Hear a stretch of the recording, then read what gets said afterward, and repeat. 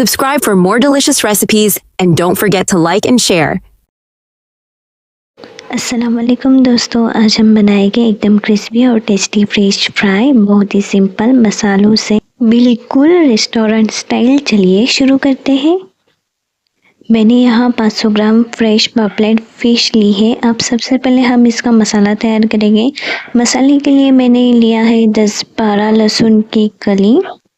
इसमें डालेंगे 1 टेबलस्पून धनिया पाउडर, 1 टेबलस्पून लाल मसाला, आधा टेबलस्पून हल्दी पाउडर, 1 टेबलस्पून फिश करी मसाला और टेस्ट के अकॉर्डिंग नमक।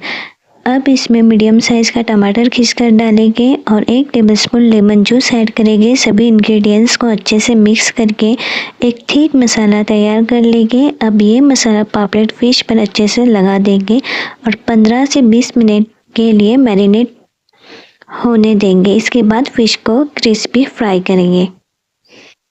डिटेल रेसिपी डिस्क्रिप्शन में दे दी है।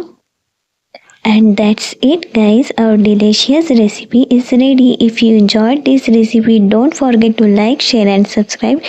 Do try it at home and let me know in the comment how you liked it. And remember, keep cooking, keep smiling and keep enjoying. See you in the next delicious recipe. Until then, Allah Hafiz.